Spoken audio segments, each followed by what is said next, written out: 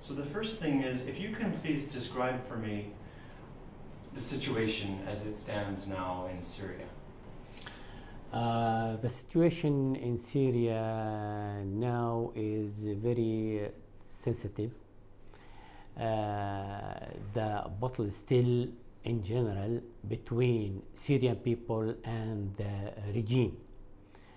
And the war is all over the country, from the north to the south, in all the provisions of the country.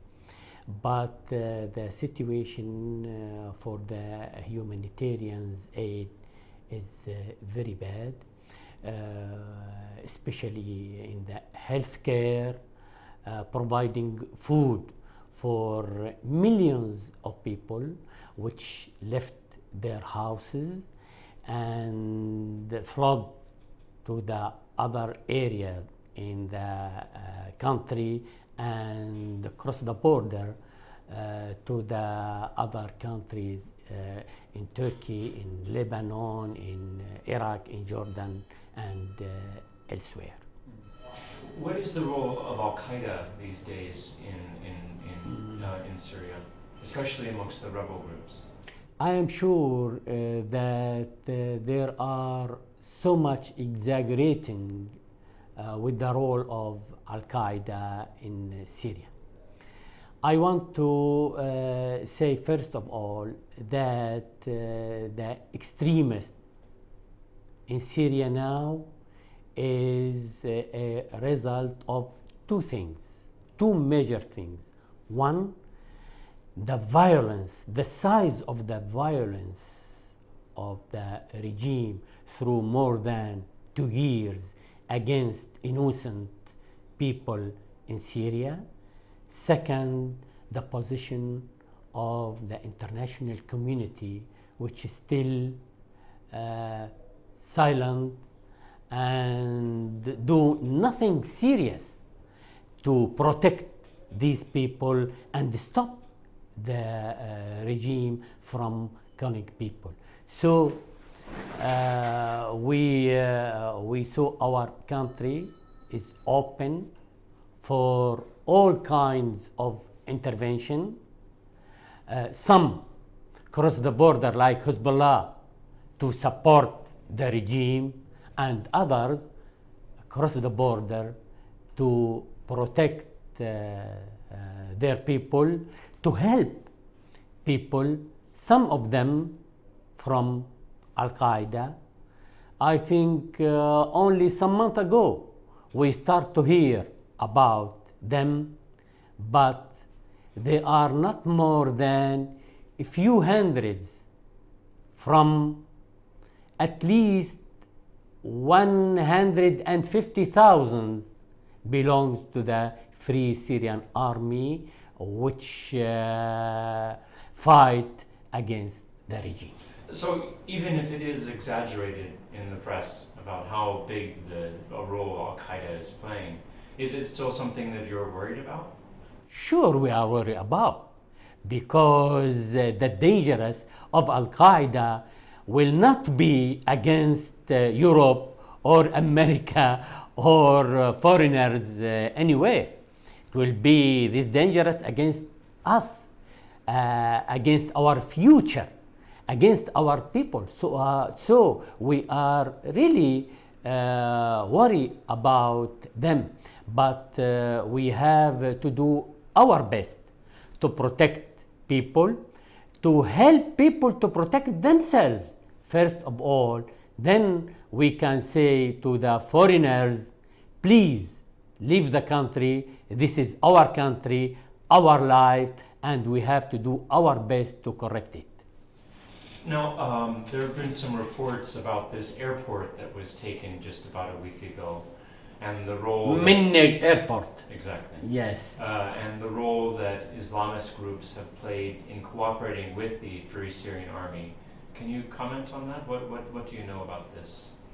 We are in the same point, exaggerating about the role of Islamic group, Al-Qaeda group, and Nusra group in this place. You know, more than 10 months, and that airport was surrounded by Free Syrian Army.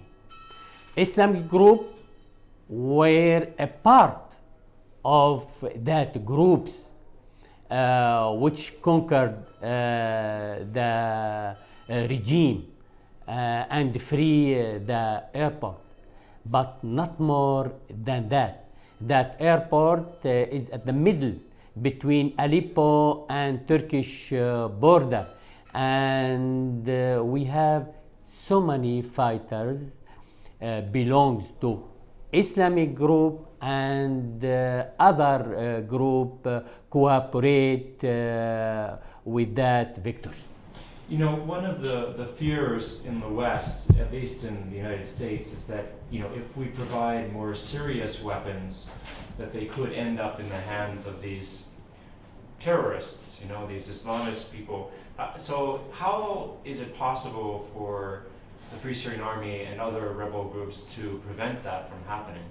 We understand this point, and really we respect the feeling of European and American about providing weapon and went to the wrong hands. We understand this point, but also we did our best to guarantee, to prove that we can guarantee that these weapons will go to the right hands only, because we have officers from the high level defected from the army, and they are now under one commander, General Salim Idris. We have enough experience. They have enough experience to guarantee. We told them that we can register every piece of weapon with the right hand, with the name, with the place, and we can give you back the piece which left from that weapons after using it. Anyway, specialists from the other side can make the real guarantee for this point. And I guess one of the questions this leads to is, you know, is the Free Syrian Army getting the weapons that it needs? And what has come so far? You know, the U.S. has now promised to provide some weapons. Have these weapons arrived? What more is needed? Not at all. Right now, Free Syrian Army didn't get what they need and what they deserve.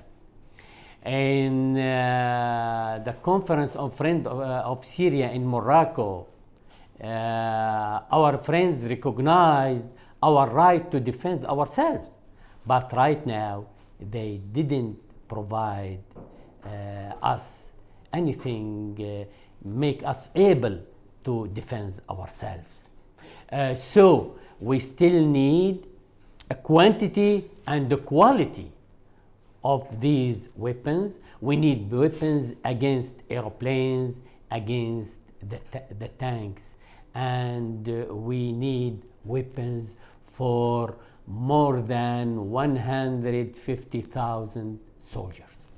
You know, I read a report that some anti-aircraft weapons are coming now from Sudan. Have you heard about this? Do you know what's going on? Maybe we have on the ground in Syria some rockets from manufacturers in France, in Russia, in China. I'm not sure about what you are talking from Sudan. About weapons from Libya, from the Qataris. Where are they coming from now? We have our friends, especially from Arab countries. Really, Libya, one of our friends.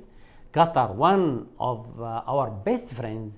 And also Saudi Arabia, one of our best friends. So are you satisfied with the support that they are providing? No, not at all. We need more.